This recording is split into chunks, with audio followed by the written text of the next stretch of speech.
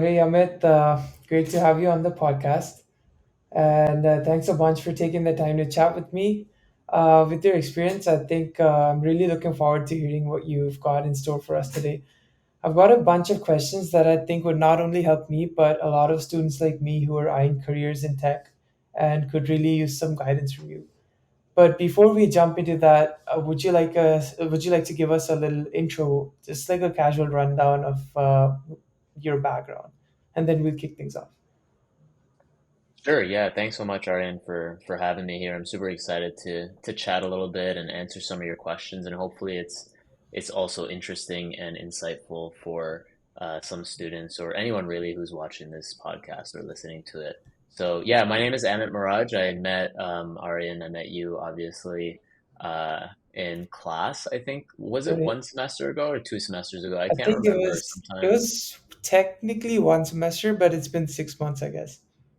Yeah, so it's been a while, but yeah, I teach web development at Seneca, but in addition to that, I do a whole bunch of other stuff too. So I also work at Google, and I founded a startup that I'm working on at the same time. So in addition, I'm just finishing up a PhD right now in natural language processing, which is a subfield of artificial intelligence.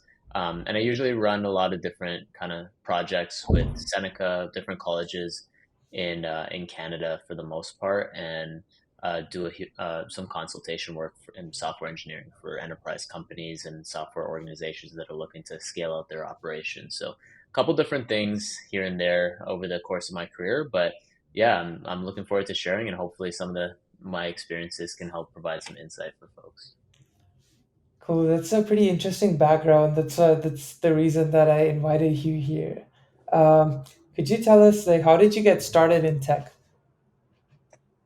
Yeah, good question. I think like the genesis of my tech interest really came from when I was a little kid. I used to build websites before even knowing I was building websites. And back then it was, in order to jump on the internet, you needed to cut off your phone line. I don't know if you're like old enough to remember a I don't think dial-up so. connection.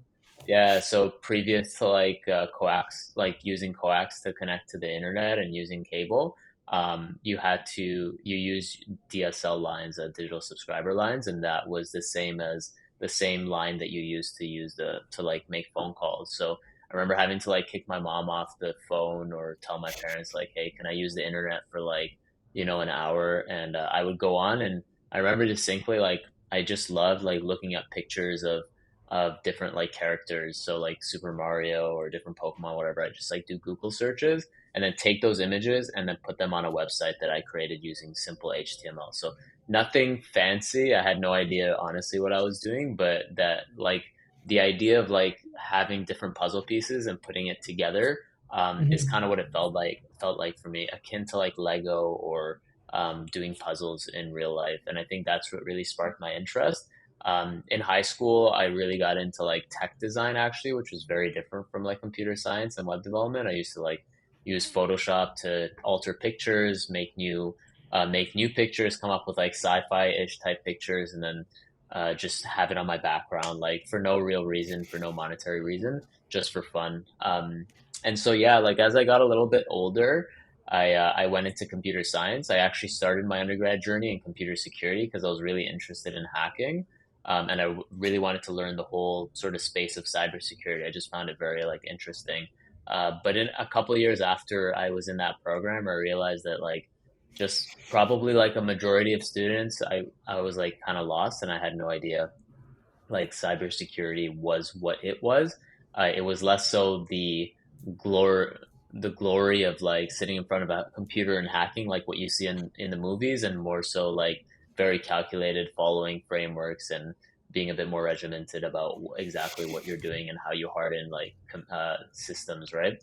And I just Mhm. didn't enjoy it as much as I thought I would. So I decided to switch gears a little bit and go into computer science. But before even ending up in computer science, I decided to use what I had learned from computer security in terms of programming languages to build a game. Like I was always really, really into video games growing up. Like I remember PlayStation One, Super Nintendo, being able like going over to my cousins and friends' houses and playing the first Super Smash Bros. Now they have like, I don't know, Super Smash Bros. Like the fifth version of it, but back then it was the first version. We used to play all the time. I was just very intrigued by video games. So I think once, like, because when I was in school, all they taught me for computer science was just how to print like Hello World or make a calculator.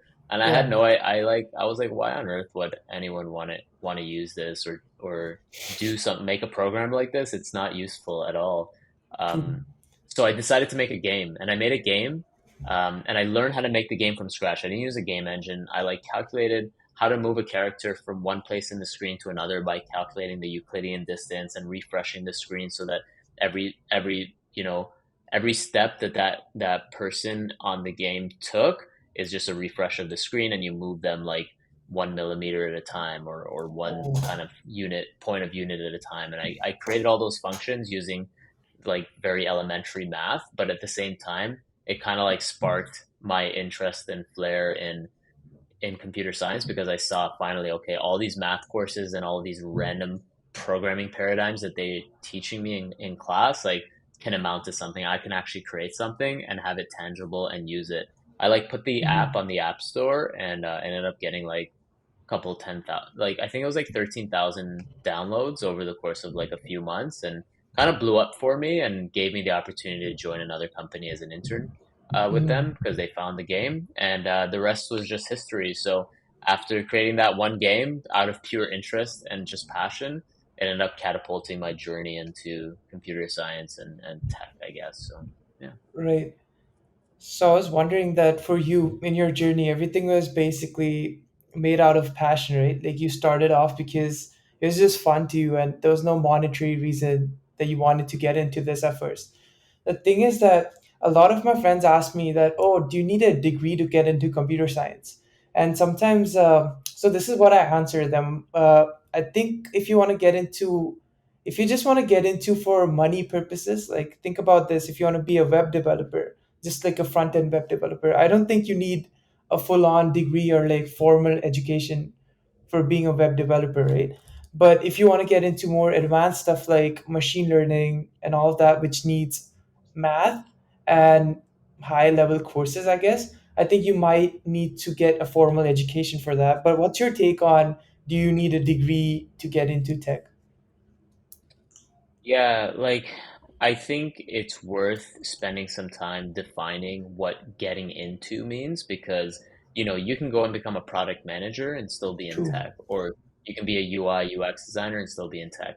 But if you specifically mean becoming a developer, whether it's a web developer, a front-end developer, back-end developer, there are varying levels, I would like to say. And if your goal is to get into an Amazon or a Netflix or a Microsoft or an Apple or a Google or any of the FANG companies or any of those larger tech companies, yeah, a lot of the times they either look for degrees to get you to the interview stage. After like once you're in the interview stage, it's a free for all. You kind of just show your skills off, and having a degree doesn't really help all that much.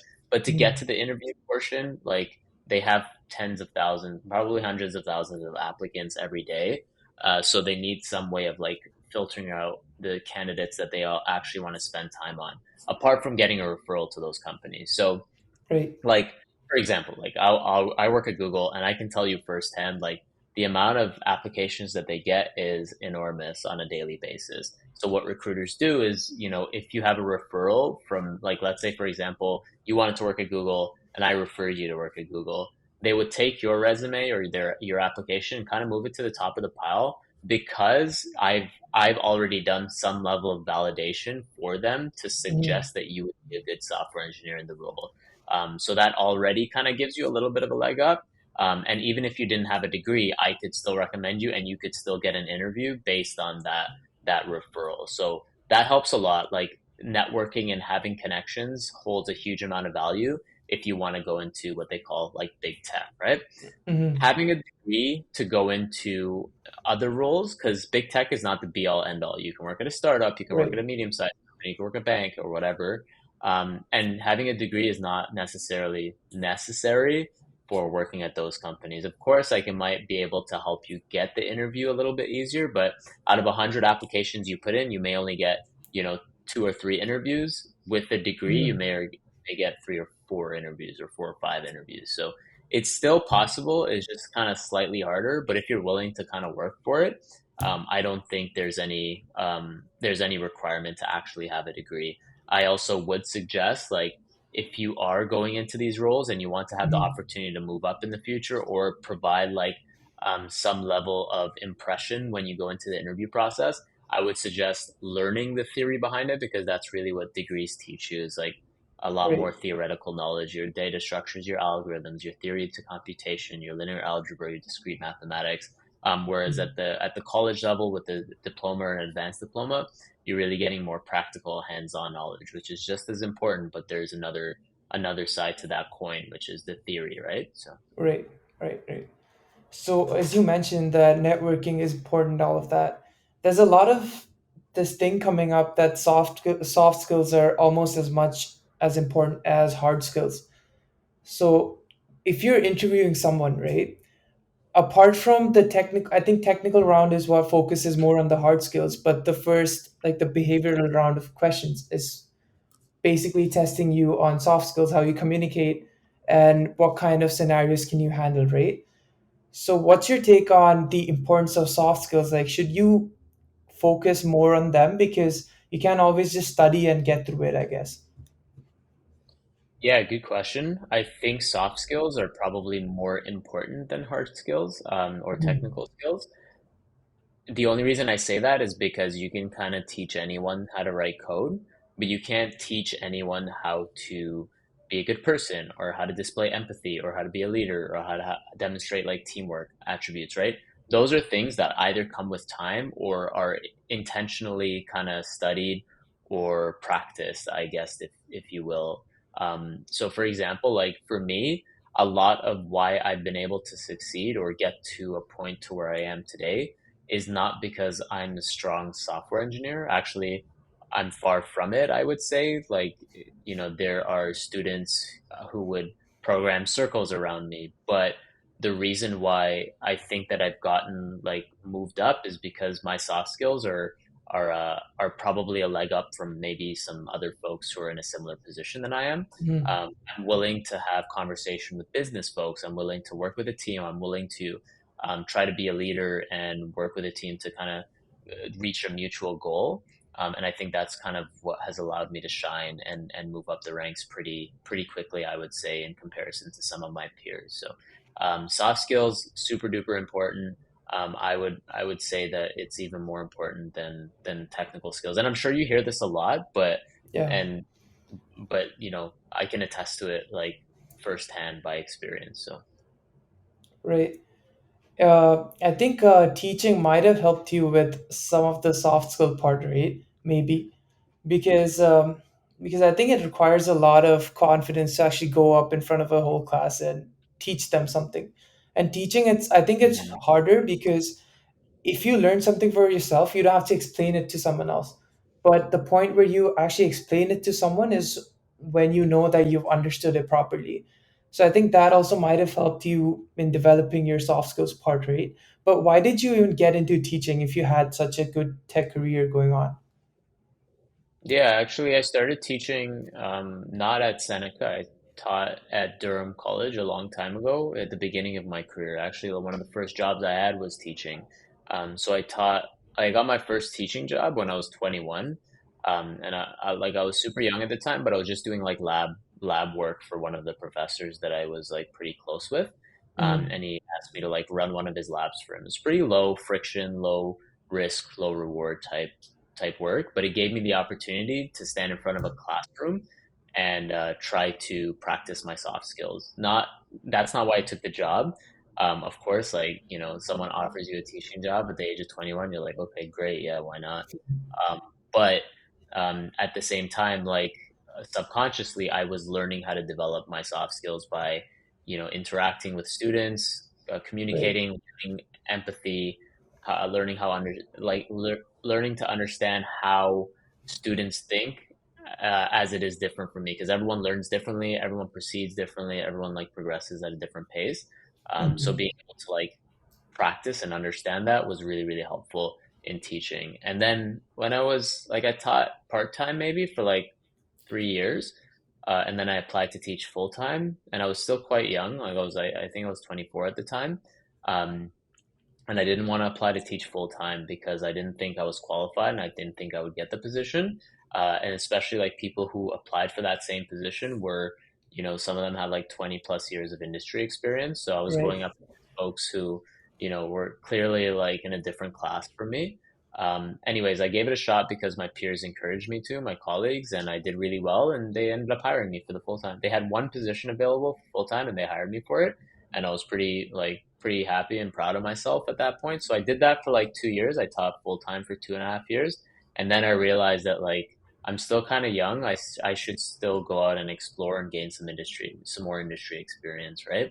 Right. There's only so much you can learn from teaching. Teaching is my favorite job in the world, but of course, like you're not going to learn as much as if you go into industry because you have to like you're just really teaching without actually putting it into practice as much as you would in industry. So Mhm. that's when I decided to move into industry and like full time and gain like a significant amount of industry experience. So and then late last year I kind of missed teaching, so decided to come back to it. Right. So what's your take on the fact that, because when I was researching about this and I was talking to people about this too, so some people say that startups are actually better for growth because it's more dynamic, it's a faster environment for you to grow, and you have to code a lot more, you have to be more involved compared to like a big tech company where if you want to do everything, there's like 10 people that you have to ask for approval, and then you have to everything slower because they're not in a rush to push everything out. They want everything to be perfect kind of thing. So they're like, oh, you could go to big tech companies for like a better stable career later on, but you should start with startups and stuff. So what's your take on that? Like, is starting off with the bigger company not as much of a learning experience as starting off with a startup, developer Um, specific? it's there's always like kind of this debate, but it's kind of known in industry now that if you go and work at a startup, you're going Mm-hmm. to learn about 2 to 3 times as much as if you were to go to a big company in the same amount of time. So like take 6 months at a startup, it may take you 1.5 years at a big company to learn the same amount of stuff that you would learn 6 months in a startup. Now think about it, like anything that's small can move quickly and Right, be very nimble, like a mouse, for example, or a rabbit, compared to an elephant. An elephant will obviously move slower. If it has to make a turn, it will take longer to make that turn. It's not as agile, it's not as nimble.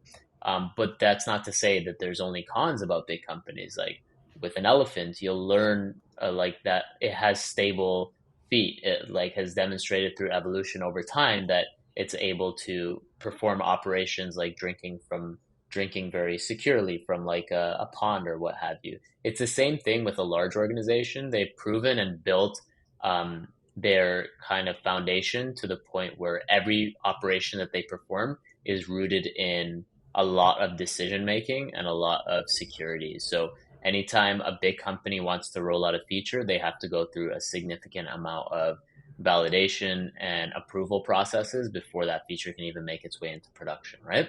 mm-hmm. Whereas a small company like a startup is willing to hire, a full stack developer and have that full stack developer do 2 to 3 times the amount of stuff, take on 2 to 3 times the amount of responsibility in the essence of moving quickly and like pushing Right, something to production. And if it breaks, it only influences a lot less people, a lot less users. They can make changes quickly and pivot and be nimble and agile such that they can fix that issue and then roll out a new fix like pretty quickly, right?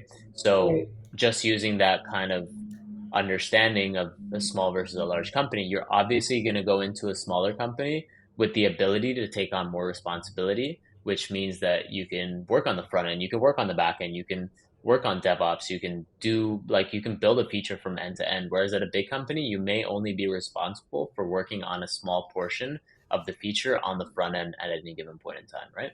right, right. Yeah. Because you are the co-founder for your startup, right? So I had a question that I was wondering about.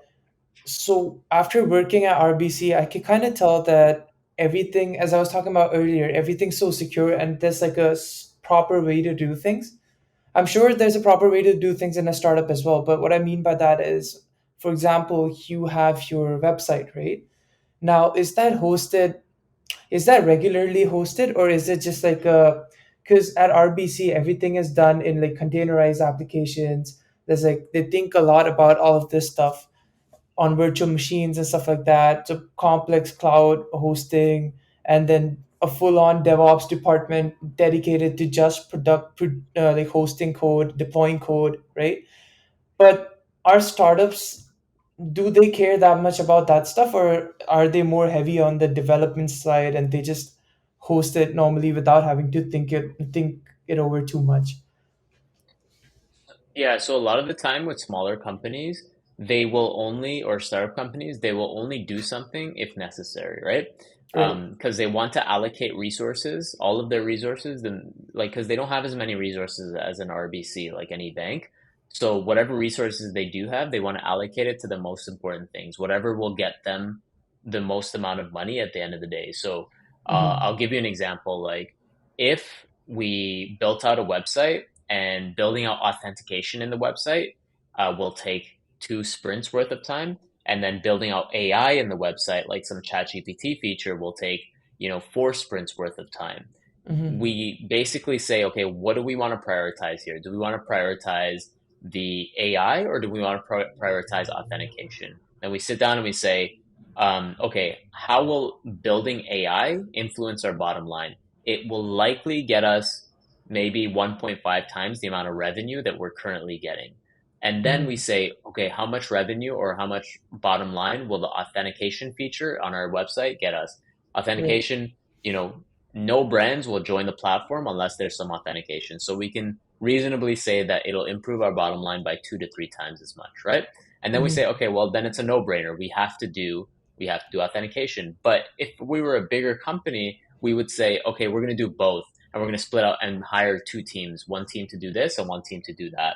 And it's similar in RBC. A lot of their, or any bank for that matter, a lot of their priorities lay in terms of security, compliance, and regulation. So they need to have their containers and their deployment structure built in such a way where it's within a virtual private cluster that is completely isolated and has like bastion hosts that are only able to connect to it, and it's within its own subnet and it's not available to the outside world or what have you, like only Right. available within a specific subnet for a specific like web server that can access it, right?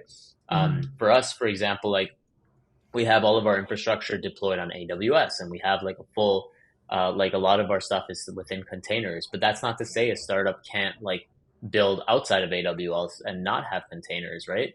um, Right. so with that same, and the reason we do it that way is because we have a lot of expertise in house that can manage that. But for realistically, for our DevOps, we a lot of our DevOps is automated, and we have like 1 or 2 backend engineers who have familiarity with it that can go in and change something if necessary. So it's not nearly Mm-hmm. to the degree or to the magnitude that RBC has, but it's because we don't need that right now. That's right. That's right. I was also wondering that if you, because I'll graduate in around 16 months, I guess. So what people, there's 4 or 5 things that you could actually do in order to land a job later, or maybe just be a better programmer in general, right? So there's like leak code or maybe other problem solving platforms that you could use. There's also competitive programming. There's open source. Open source is pretty trending these days. I mean, it's always been trending, but these days it's like big. And also personal projects, right?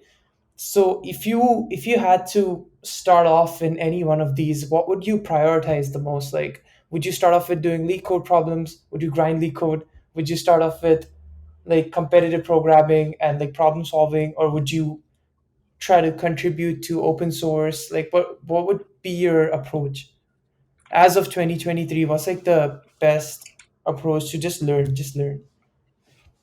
Yeah, it depends on what your goal is. I think like it really does make a lot more sense to think about what you're going to do first when you have a goal in mind. So if your goal is to Mhm. work at a big tech company, I Right. would suggest you work on grinding out your lead code and your algorithms, data structures, learning system design, and anything else that's needed. Like there's a million different guides online on how to like crack the interview at a Google or Facebook or whatever, right?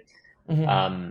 But if that's not your goal, then don't do that, right? Like if your goal is to build something, and that was my goal when I built the game. Like my goal, all my goal was is that I want to build a game. I Right.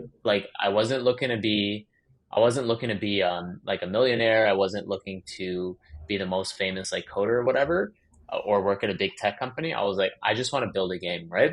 If your goal is to build an application, a website, do it. Just go and do it. If your goal is to work at a big company, tech company, then yes, like there are things that you should do, like grind out your lead code. If your goal is to work, maybe you just want to get a job paying like a reasonable salary and you want to work at a startup or something like that, then startups really care about portfolio pieces and showing that you can display, you know how to work with specific technologies and frameworks. So go and build something, right? Build something, learn how to work with these frameworks, and build out a to-do application, or think about an application that you can make, like a video streaming website, for example, if you really want to.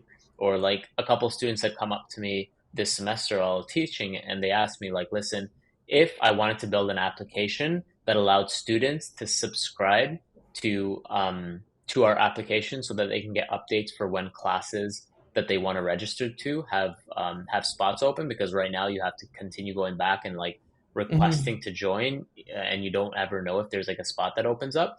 How would they go about building that? And that's a very back end intensive task that students at Seneca haven't learned yet, right? So Right. if that's something you want to build, there's a lot of like system design work that you're gonna have to do to build that out, and it shows and demonstrates your ability to go out, research, learn, and build something that's like highly complex. So there's so many different like possibilities out there, and that's I think one of the biggest like beauties of like computer science, software engineering, and programming is you can build Mm. really anything you want. Like the sky's the limit, right? Right. That's the thing that I like though, because I want to be able to explore and be able to build stuff instead of just doing some problems. It's more like math problem solving. That's fun too. But I Hmm. think the best part about computer science is that you can build something from scratch and almost nothing is impossible. Like if you think about something, maybe you can't build it alone, but it is possible to build. That's the thing. That's the best part about Comp Sci, I guess. Right. Yep. The last thing that I would like to ask you is that there's a lot of stuff going on about machine learning, AI, and all that. If you attend any conference, everyone's like, "Oh, AI is in this, AI is in that." Our app uses AI to do whatnot, right? Everyone wants to get into AI. Like, I want to be ML developer, like whatever. But how does one even go about that? Because it's not easy to just be like, oh, how to be a machine learning developer, right? And you just read some stuff and you're all good. Because I was trying to read and learn about all of this, but is there something that you might recommend, like a resource or something that teaches you all of that? Because I know you're big into like NLP and all that. So what's your advice Hmm. on learning about all of this stuff? I would suggest maybe like if you're planning on learning or just exploring and you want to learn the technical side of things, because you can learn about AI and you can learn the business side and you can learn about just using APIs and SDKs to like implement your AI technologies. But if you actually Yeah. want to learn about the inner workings and how, specific algorithms work, and how like the crux of deep learning and how neural networks came about and things of that nature, I would Mhm. suggest learning about shallow machine learning first. So shallow Okay. machine learning is the idea of using like math concepts and putting it on the computer and having it interact with data. All of these algorithms for shallow machine learning have been around for decades. The reason they've been popular in the past decade is because modern computation has become more powerful to support, and we have the accessibility to data, with Mhm. data to support these machine learning algorithms running on hardware as small as our phones now, right?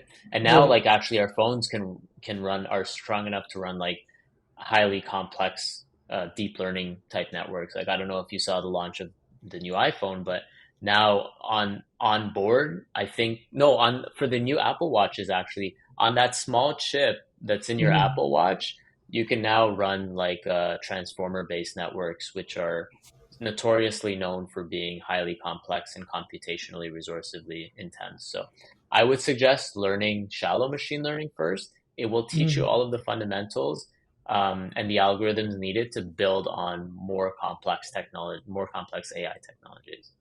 I see, I see. So that means that for machine learning, you need, I think this is the most math intensive side of tech, right? AI Yes and and machine no. learning. Like, yes and no. Like, if you go and you learn computer science, like, and you did a degree in computer science, it's the same amount of math that you would Mhm. use for AI ML. So you would see naturally AI ML developers or like people who go into research for AI ML are really just people who have degrees in computer science because it's the same level of math that you need to accomplish that. So it's Oh, I like see. your calculus, your discrete math, your linear algebra, your statistics, and your probability, which is all stuff that you learn in a computer science program at a university. So like university level math would be enough to get into AI, right? Like machine learning. Yeah, yeah, I see, I see.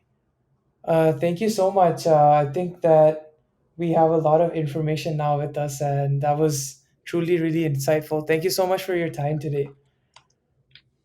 yeah. No, absolutely. Thanks so much for having me here, and yeah, it was a pleasure. If you have any more questions or anything else comes up, feel free to let me know. But for the time that we spent today, I'm really appreciative. Thanks so much for having me, Aryan.